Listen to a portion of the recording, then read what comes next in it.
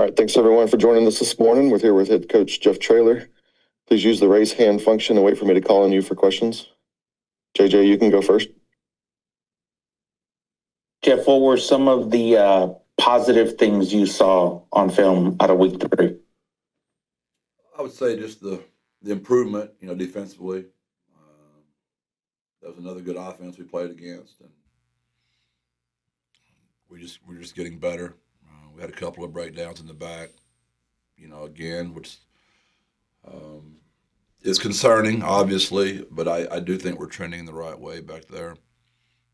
Offensively, I thought we were efficient, and our defense created so many turnovers. We played on a short field the entire game. Punted the ball better, covered it better, and Owen had a really good, little quick punt as well. Our kickoff return team was not very good. It's disappointing. We've been really good in that unit in the past, but we got to get that cleaned up. And field goal team executed well. So our kicker made 6 extra points, 2 field goals, so scored 12 points. Every time that team goes out there, it's for points. So that's important. So all around good day. We got better. Some nagging injuries, nothing serious. So a positive day for the Roadrunners. Greg. Jeff, you mentioned some of the defensive improvement, and we got to see Nana Anyanwu play for the first time in a while. What were your impressions of his first snaps of the season? I'm just happy for him. 2 years in a row of ACL. That's tough. Still playing in the knee brace. I'm just happy for him. That's been a tough 2 years in that training room. Worked really hard, and we knew when we lost Cam that was going to be a big role for Nana to come back to, and we've been very patient with him, and we've got him on a pitch count, but we think his best football is still in front of him. When you mentioned that pitch count based on that injury, is that something that can expand through the season, or is he going to be kind of limited through the year just based on what he's gone through? No, I would say that would go up each week. According to how he plays, obviously, he's got to play well. But, yeah, that could go up each week. He's been on scout team for a while, just trying to get him reps. Then we got him in with the 1s and the 2s, get him some more reps, and now we're kind of letting him go in the game a little bit.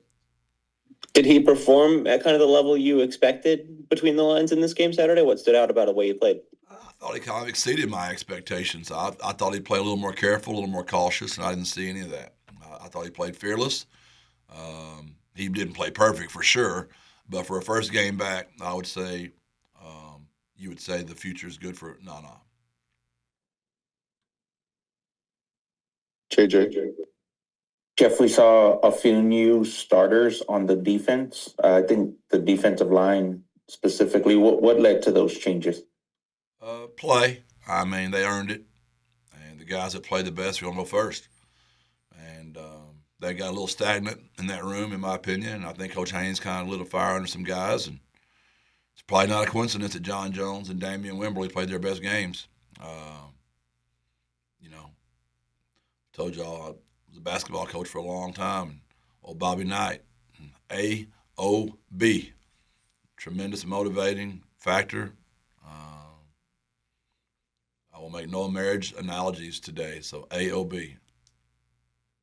Jeff, I also wanted to ask you about Kenny Ozualu. How did he play? What did you see on the film when you saw that? What a great story. Local player right here in the city.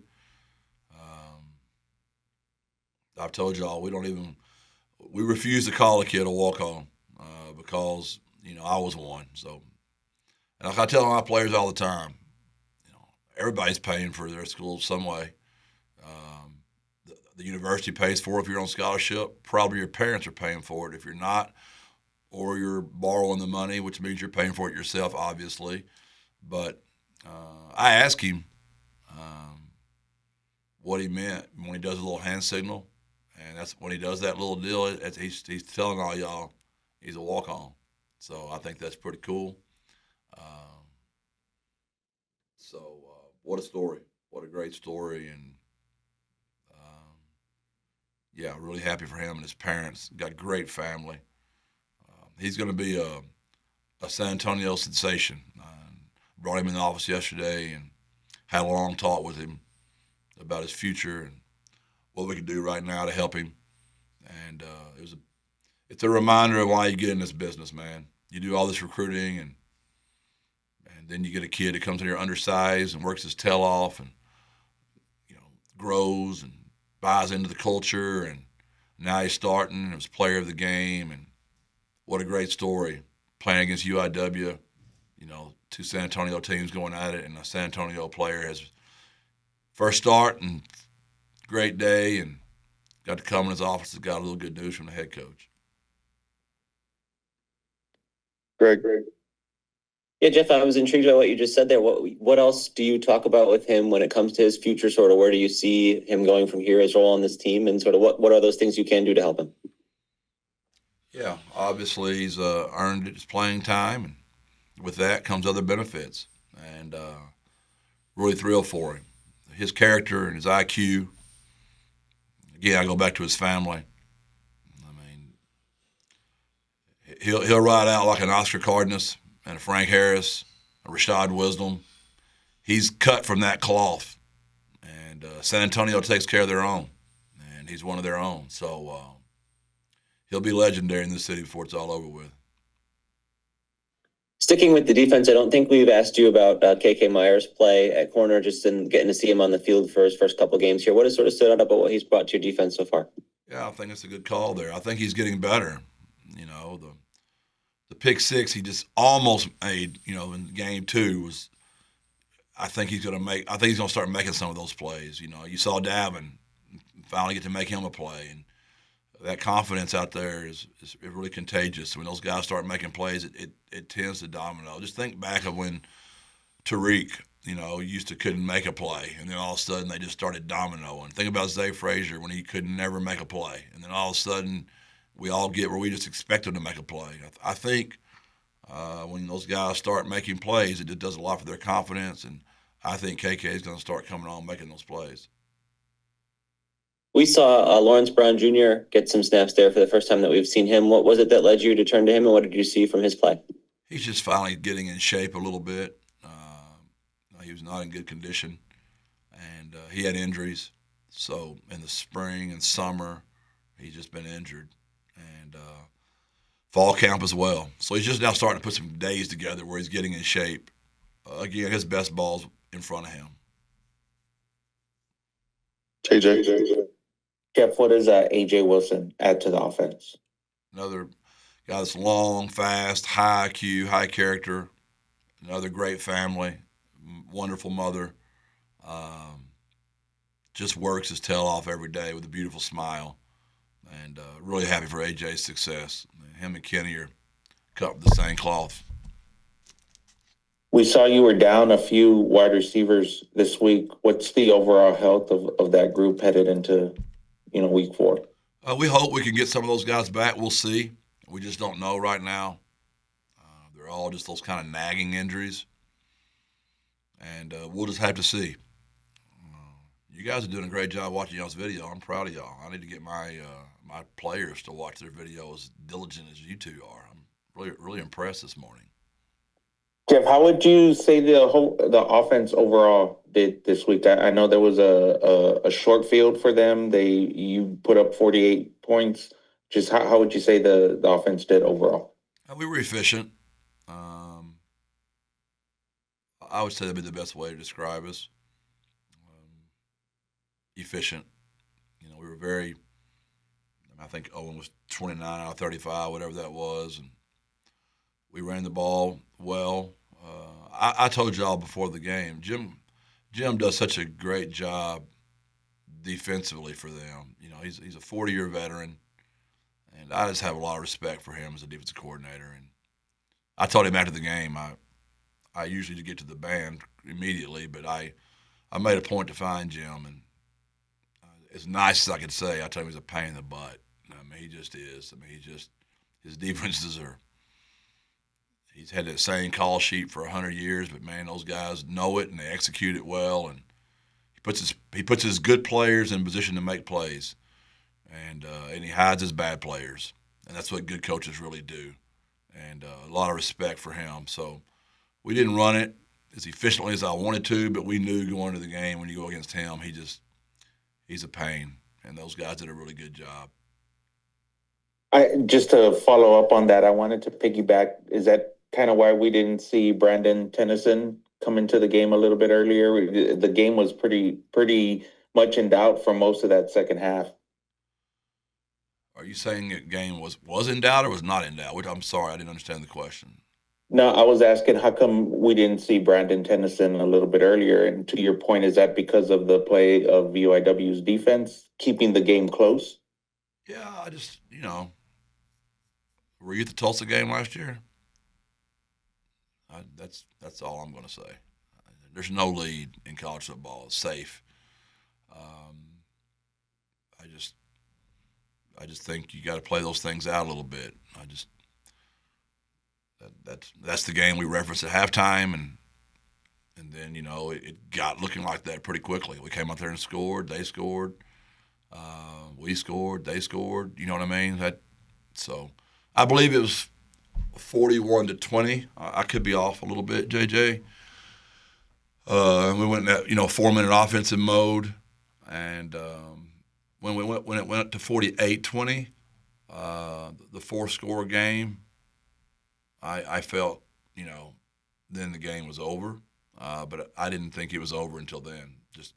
So that's what that was. Nothing against Brandon at all. Brandon's done nothing but come in and played well every time he's come out there. Greg. Jeff, you guys and let me go back on that, JJ. Also, like if you'll notice, we made the whole lineup change. It wasn't like we just pulled Owen. We pulled all of them. Like we put the whole second group out there at that point. Jeff, I was going to say you guys leaned pretty heavily on the underneath passing attack in this game. Was that something matchup based, or what sort of led to that approach for your offense?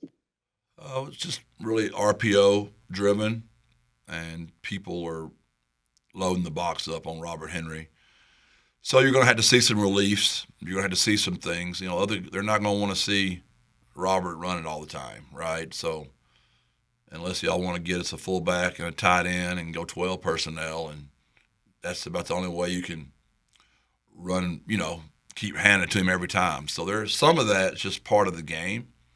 And obviously we've got to be thoughtful on how we continue to get the ball to Robert. But we know defenses are going to start loading up on him. He's averaging 10 yards to carry. He's dynamic. He's an NFL running back. So we're going to have to be creative with our reliefs and our RPO game and ways to continue to get Robert the ball and have success. You guys hit the big one downfield to A.J. Wilson. How confident are you in the downfield passing attack at this point in the season for when you need it? I think it's still a work in progress. I don't think we're there yet. I was hoping we'd pick up a little quicker, because we finished the year last year. But then you start using some common sense, and Chris Carpenter's gone, and Willie McCoy is coming back from an injury. Jamel Hardy has not played yet. We've found Devin some, but not like we thought we would more, and we're still making sure we get that in the plan. But I'd say it's a work in progress, to your point. I wouldn't say it's been a failure by any stretch of the imagination, but maybe not to the level of what I hoped it was going to be to start the season off. But that is a work in progress. That's hard. It's a lot harder than you think it is. It's really hard to come out the gate throwing the ball down the field really well. That does take time usually. JJ. Jeff, what's your relationship with the Colorado State coach? Really, really close. I have a ton of respect for Jay. He recruited my school at Oklahoma when he was at Oklahoma, and I was the head coach at Gilmer. We've sent a lot of players up to Oklahoma to play for him and Coach Stoops and Josh Heupel, and we got really close through the years. And then we were at the University of Texas together, and we worked for Coach Strong, and so yeah, when I started there, he had just started there as well. So we were in the same hotel together. Both of our families weren't with us yet. So a lot of nights talking ball, after you work all day, and really a lot of respect for Jay. This is your guys' first plane trip, road game. What are you expecting out of your team this week? That's got to be kind of a difficult environment to play at too. Yeah, it's an incredible stadium. I got to play there when I was at the University of Arkansas. They built that thing on campus, and it is just incredible. Their fan base is phenomenal. I think they broke a school record last week with 15,000 students at the game. It's so loud. It's going to be a really great environment. The temperature is going to be wonderful. Obviously, you're dealing with the altitude, a late night game, all those kind of things you got to consider. But it's a wonderful place to play football, and another really good test for us. It's 4 straight games of really good teams, and they've had a lot of success there under Jay. They've got a lot of pride, and it'll be a really good football game. Anything else for Coach Traylor? All right, thanks everyone. Thank y'all. Thank God you. bless. Birds up. Thanks, Jeff.